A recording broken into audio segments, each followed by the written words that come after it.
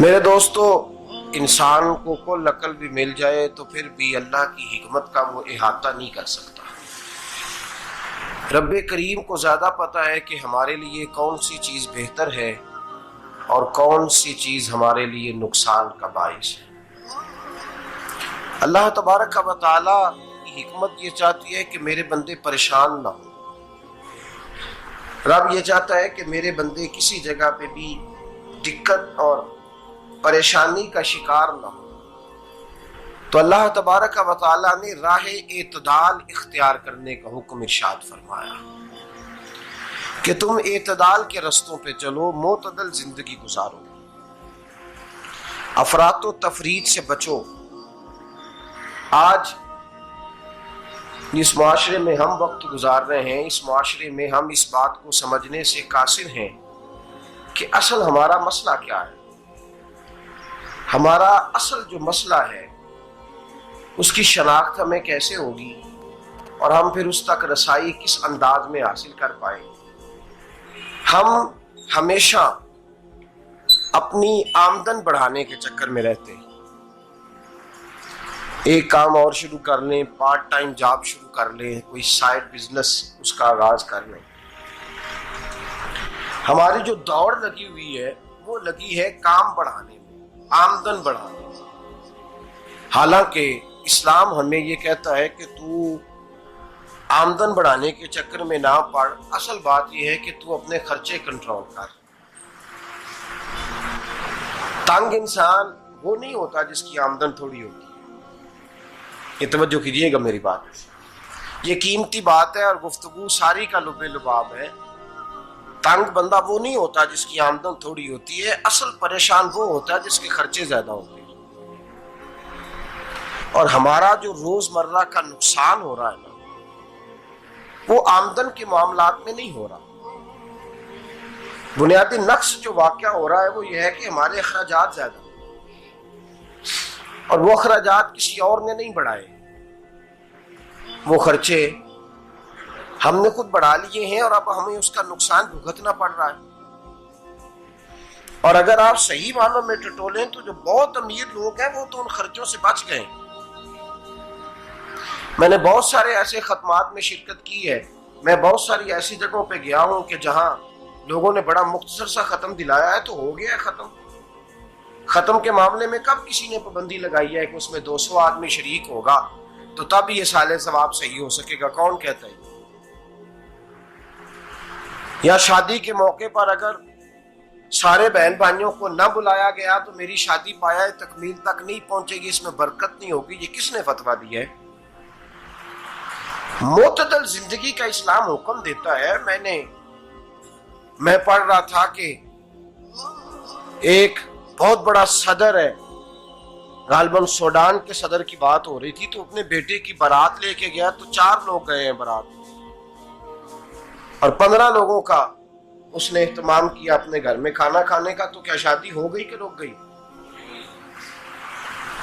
تو بھائی راگ الاپنا اس بات کا کہ بڑی پریشانی ہے، کوئی سائیڈ بزنس شروع کیا جائے فلان جگہ فلان جگہ فلان جگہ، تو اصل معاملہ یہ ہے کہ پہلے ایک بندہ کماتا ہے تو پھر بھی گھر ہی چلتا ہے، پھر بڑا بیٹا ساتھ شامل ہوتا ہے تو پھر بھی گھر ہی چلتا ہے، پھر منجلا بیٹا شامل ہوتا ہے تو پھر بھی گھر ہی چلتا ہے۔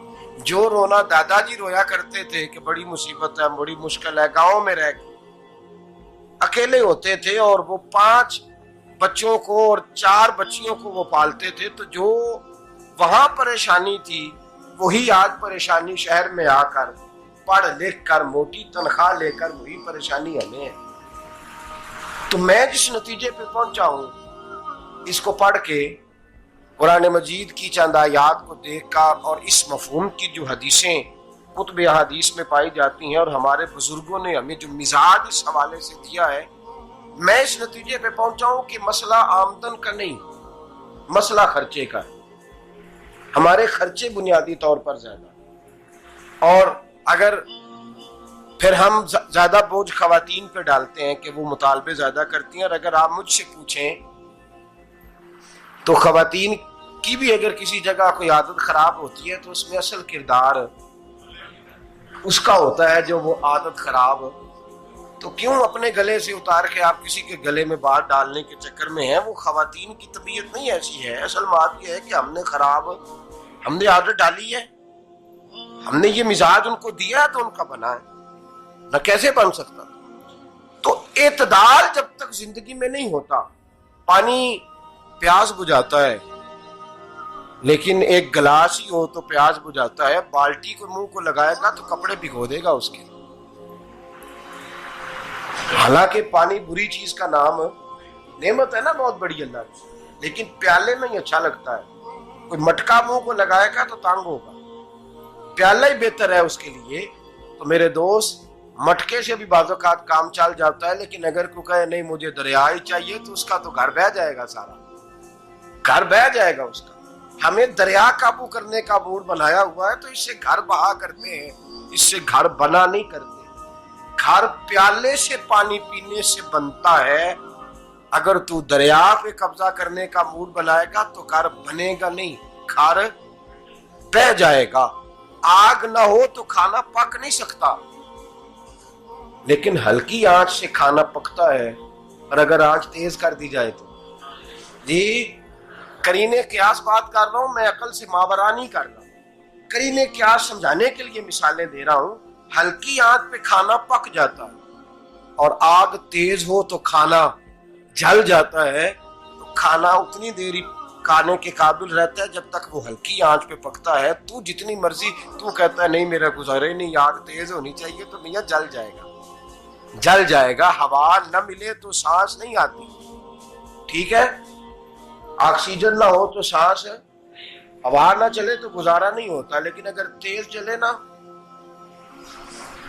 اگر تیز جلے تو تیز چلے تو آندھی اور طوفان بن جائے تو چھتیں گرا دیتی ہے، جانیں لے لیتی ہے. ہم ہیں طوفان کے چکر میں، ہم ہیں دریا کے چکر میں، ہم ہیں بڑے لاؤ کے چکر میں. تو میاں ہلکی آنچ ہی اچھی ہے، یاد رکھ. اور ایک گلاس پانی کا اعتدال سے ملتا رہے تو وہی ملتا رہے، ضرورت کے وقت وہی بہتر ہے. تو پورے دریا پہ قبضہ کرنے کا پروگرام نہ بنا، تانگ ہو جائے گا. اور میرے عزیز یاد رکھ، ہوا سانس لینے کے مطابق ملے تو وہی اچھی ہے، جو سانس بند کرنے پہ آ جائے وہ ہوا اچھی. ہم نے چکر چلا لیا ہے کہ زیادہ پیسہ، راتوں رات پیسہ، لمبا پیسہ، یہ پلاٹ بھی میرا، وہ پلاٹ بھی میرا، گجرانوالا بھی، گجرات بھی، لالا موسیٰ کھاری اور پنڈی تک جہاں میں جاؤں میرے نام کی تختیاں لگی ہوئی ہونی چاہیے. اسلام منع